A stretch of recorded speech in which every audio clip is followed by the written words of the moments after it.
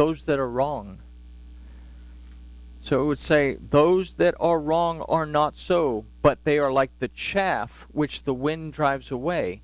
Therefore, those that are wrong shall stand in the judgment, nor the sinners in the congregation of the righteous, or shall not stand in the judgment, nor sinners in the congregation of the righteous. For Yahuwah knows the way of the righteous, but the way of those that are wrong shall perish. So we have basically what amounts to a commandment to seek the truth. With this in mind, verse 25 says, For when there was a voice above the firmament that was over their heads, as they stood, they let down their wings. When we make teshuvah and are once again in agreement with the word of Yahuwah, we are again able to perceive the power and the authority of Elohim. We cannot do so when we are in rebellion to the truth of his word. And in this we consider 2 Timothy 3, 2-5, that says, For men shall be lovers of their own selves, covetous, boasters, proud, blasphemers, disobedient to parents, unthankful, not set apart to Yahuwah, without natural affection, truce breakers, false accusers, incontinent, fierce, despisers of those that are good, traitors, heady, high-minded, lovers of pleasure more than lovers of Yahuwah, having a form of reverence, but denying the power thereof. From such turn away. And we look at these types of people and we say, wow, these are like really, really the bad people in all this. But all of these really bad descriptive words have deeper meanings. And in this, we actually look at people who think that they are in a right relationship with Elohim. But because of certain things that they cling to, it brings them into this category. So it's a very important thing, again, that we seek the truth of Elohim. And that, consider the conditions of those that keep the word of Yahuwah inside of Eden as compared to the world outside of Eden before the final destruction of wickedness found in Revelation 22:15. It says, Blessed are they that do his commandments, that they may have the right to the tree of life and may enter in through the gates into the city. For outside the gates are dogs and sorcerers and whoremongers and murderers and idolaters, and whoever loves and makes a lie. So again,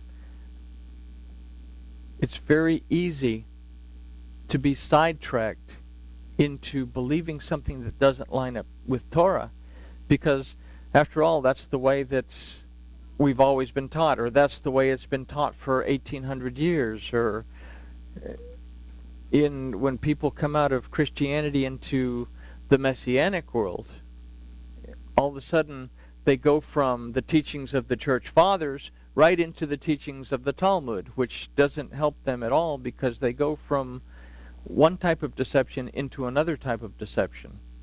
And we talked about that narrow road, that very few people find it, that on one side is a superhighway called Christianity, on the other side is a superhighway called Judaism, that people stray to the left and to the right without considering that Yahshua said the road to life is narrow and few are they that find it. So this is something that we really need to hold on to, that we must make sure that our belief system lines up with the Torah, and that we are walking according to the word of Elohim, not to what we perceive to be the truth or what somebody else has told us is the truth. We have to make sure. So what we are considering in this study is of extreme importance, and it is critical to our relationship with Yahuwah, our Elohim, both now and in the world to come.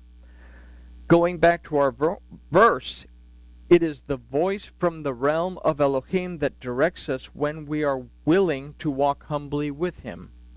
We recognize his thoughts and his ways, that his thoughts and his ways are above our own, and we establish that Elohim prevails in our lives. It is this point in life that we perceive the throne of Yahuwah, and we also perceive a throne in its likeness. This takes us to verse 26. Everybody okay? All right. I know it's a long one, but we only got 20 more pages to go. So verse 26 says, "And above the firmament that was over their heads was the likeness of a throne, as the appearance of a sapphire stone, and upon the likeness of the throne was a likeness as the appearance of a man upon it above." So there we go. There's Yahuwah, and he looks like a man, and he's sitting on a throne. That it says so right here, right? So with everything that we've considered thus far, we are able to clearly understand that the first phrase of this verse, we recognize that it is the waters above the firmament are the judgments of Yahuwah based on his Torah, and the redemption, deliverance, and restoration that is poured out through it, the firmament, onto humankind. We understand that we are in submission to the authority of the realm of Yahuwah, as what is above the firmament is over our heads. It has authority over us. It is here that we are able to perceive the likeness of a throne. We truly perceive, discern, understand, obey, and apply the word of Elohim to our lives, and in this we are content. We must consider the word for likeness, which is again demut. This word, aside from likeness, also means a resemblance or a similitude.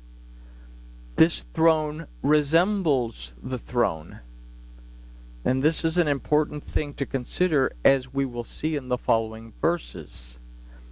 The throne was as the appearance of a sapphire stone. And this further confirms what we've just said. The word for appearance is kemare, that from its root ra'ah means to perceive, discern, distinguish, understand, observe, and pay attention to. The word for sapphire is saphir, that means exactly that. It means sapphire. But the root of saphir gives us the information that we're looking for, and it will help us to understand what this means to us. The root of saphir is safar, that means to count, to be counted, and to declare. It is the word that precedes saphir that gives us a complete idea. The word is eben, that means stone, but specifically this word eben means to build, and it comes from the root bana, that means to restore and to establish. So we can begin to formulate an idea here that when we submit ourselves to the power and the authority of the word of Yahuwah, we perceive his throne as being present in our lives. And in this we are counted and declared to be restored from the curse of transgression, and once again established as a part of the family of Yahuwah Elohim. It is here that our authority over the fish, the birds, the animal, and everything that grows is restored. Now, in our previous studies, we've discussed all of these in detail, and we found out that they mean more than simply fish and birds and animals and stuff. For example, the word fish, dag, that comes from the root da'ag, that means depression, anxiety, fear, anger. So we have dominion over these things. In this case, we can understand that we do not sit on the throne of Yahuwah Elohim, but we have the power and the authority over the choices that we make concerning our relationship with Yahuwah, who is our Elohim, and also the choices that we make concerning our environment. Our throne must always be in subjection to the throne of Yahuwah. Why is this throne above the firmament if it's a reference to our throne. When we are in agreement with the word of Yahuwah, we ascend to his presence. We are in a sense in Eden and are once again part of the realm of Elohim. Remember we said that the realm of Elohim extends down to Eden. In the beginning, he planted a garden eastward in Eden specifically for the purpose of teaching the Adam. But the Adam decided he was a little hungrier than everything that Elohim had given him and decided to try out the new exotic fruit for some reason.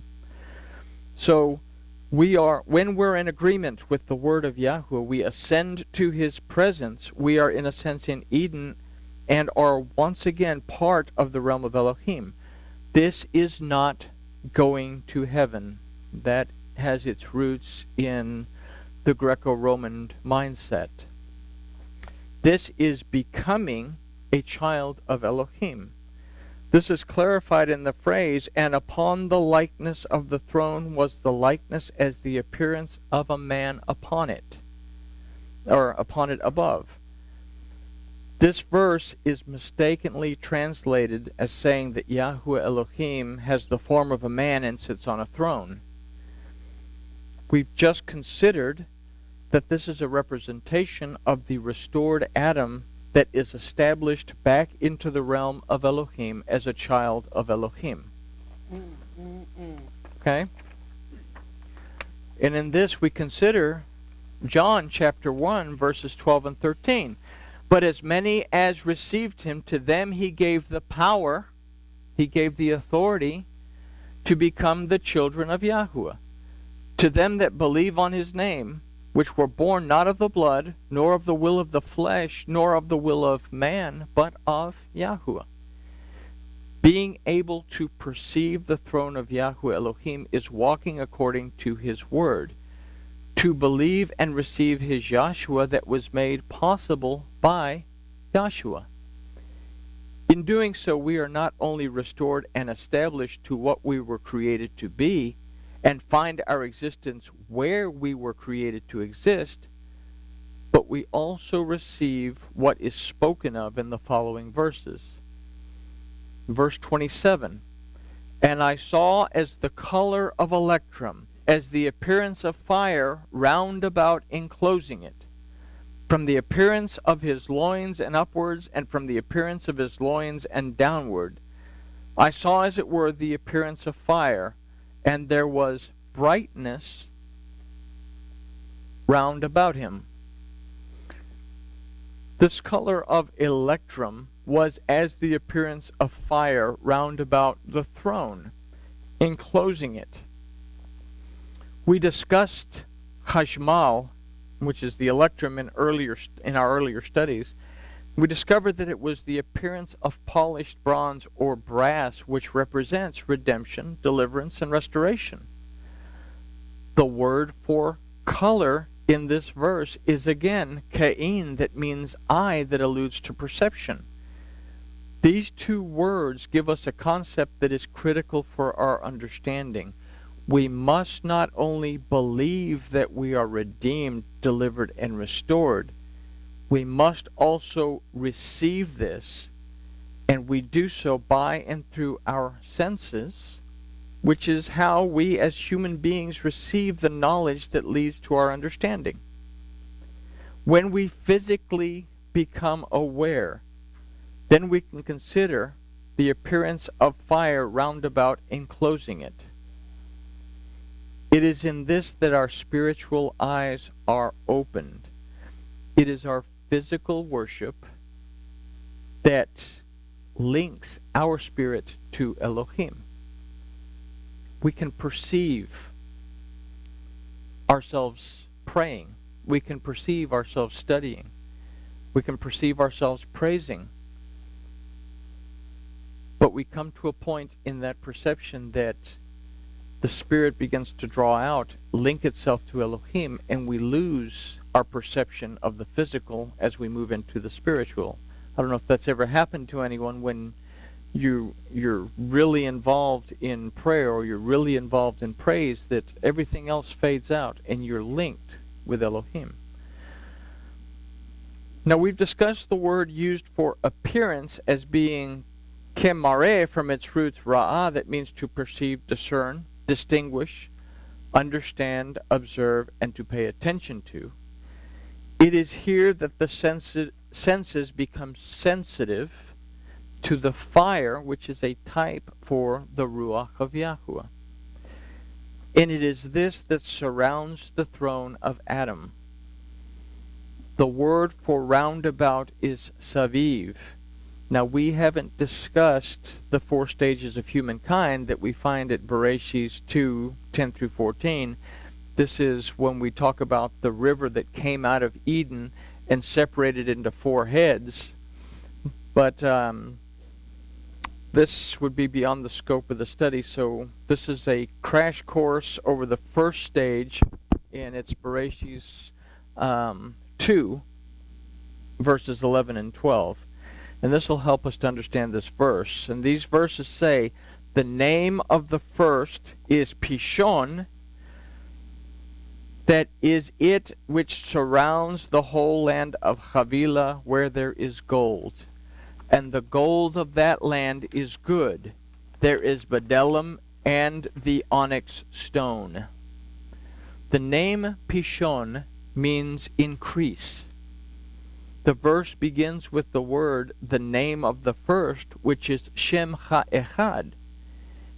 If we consider Echad to also mean to be in agreement with and in unity with the word Shem, that means name, then we can consider that to be in agreement and unity with the name brings increase. This increase surrounds the whole land of Havilah. And this is the first time that we see the word suvav, or savav, in its root letter samek in the Torah.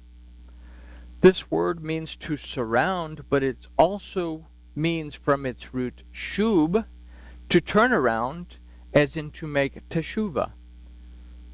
So increase not only surrounds us when we are in agreement, but it resumes when we stray and then make teshuvah. So we don't need to beat ourselves up for things that we might have done in the past, because we've recognized that we were doing those things and we've made teshuvah, and that's forgotten, and we are right back in the presence of Elohim. So increase not only surrounds us when we are in agreement, but it resumes when we stray and we make teshuvah. This increase surrounds us, and we are kol. This word means whole, but it also means to be complete from its root, kalal. It is the et that precedes this word, and it is the word eretz that comes after it. Et represents the word of Yahuwah, and eretz represents humankind. So we are made complete through the word of Yahuwah when we are in agreement with his name. The Torah is also known as Yahshua, that means the redemption, deliverance, and restoration of Yahuwah. In our modern Strong's Concordance, in our modern definitions, it means that Yahuwah saves. This concept of salvation is not a concept that is understood or even talked about in Torah. We're either delivered, first of all, we're redeemed because we sell ourselves into slavery. We're bought back. We're delivered.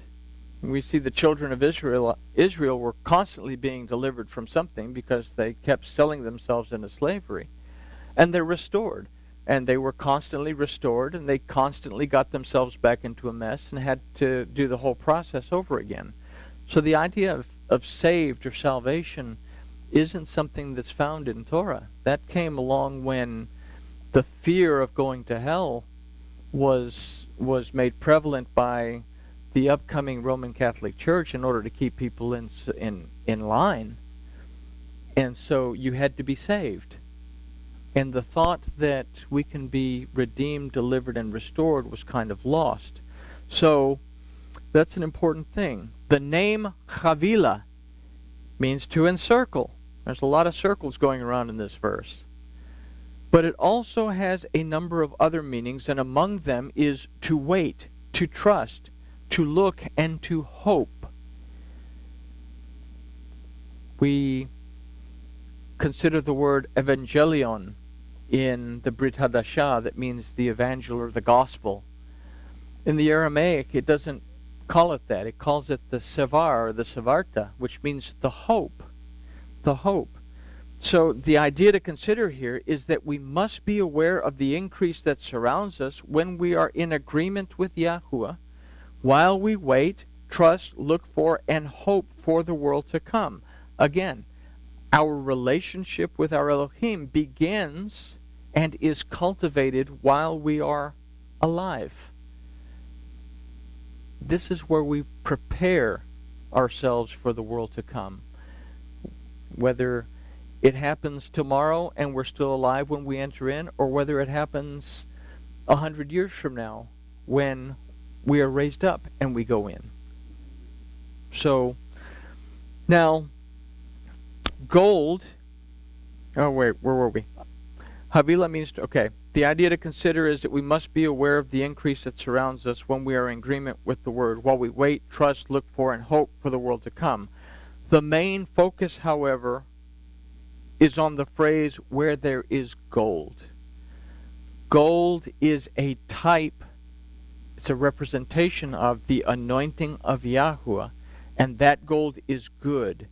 And there is bedelim from the word habelolach, that's rooted in badal, that means to separate or to set apart. And the word onyx stone, the word for stone is eben, that we've seen from its root bana,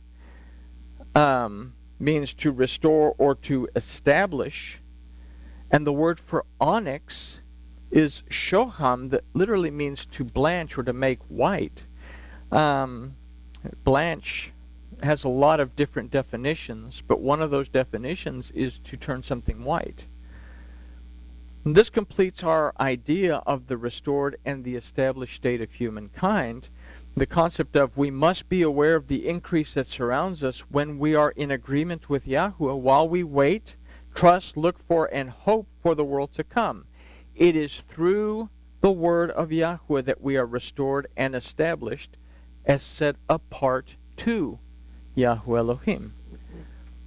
With this in mind, we can continue with verse 27 where we left off, saying that when we are aware of the power and the authority of Yahuwah, then we are surrounded by the Ruach.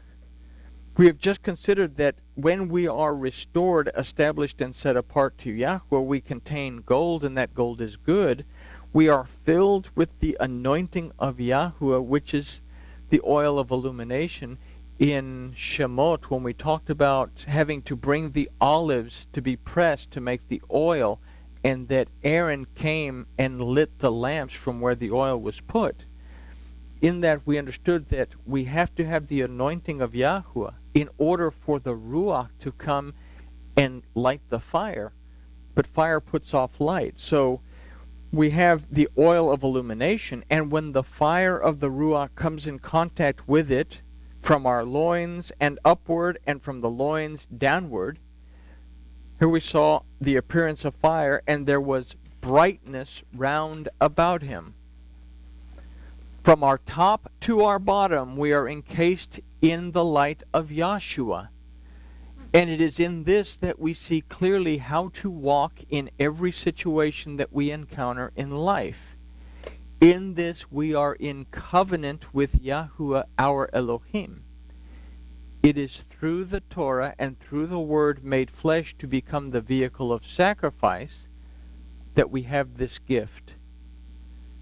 We all see in our final verse that we are to perceive, discern, distinguish, observe, apply, and be content in the bow that is in the cloud on the day of the rain.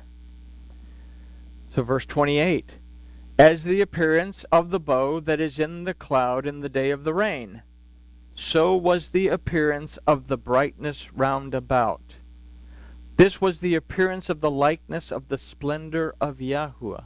And when I saw it, I fell upon my face, and I heard a voice of the one that spoke.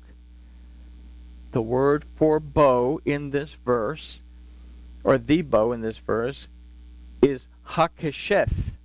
The word kesheth doesn't mean a rainbow as we usually consider in our translation. It means a bow that shoots an arrow.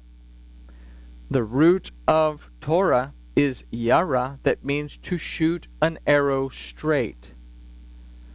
The bow here represents the Torah of Yahweh, and it is in the cloud in the day of the rain.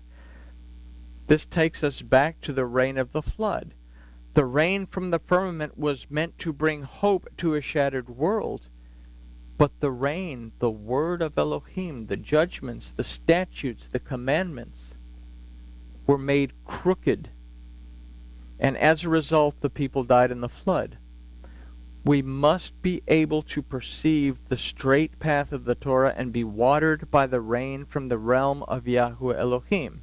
It is the Ruach that opens our eyes to the covenant. And in this, we perceive the splendor of Yahweh all around us. We see and submit ourselves and our throne before His.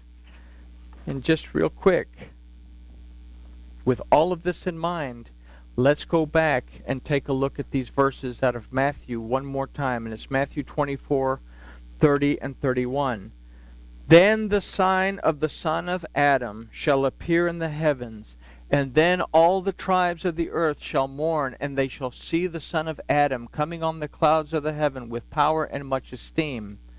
And he shall send his messengers with a great sound of the trumpet, and they shall gather his chosen ones from the four winds, from one end of the heavens to the other. See, is the house is once again united, that the waters above, the waters below, and the firmament that connected are again one house. Because what is the shout of the trumpet? It's going out to those who can perceive the voice in the shofar. And in perceiving the voice in the shofar, everything that we've talked about is that we are able to perceive the authority and the power of the throne of Elohim in our life. And with that, we finish our study of Yechezeqel reaching the throne, and grooviness is achieved.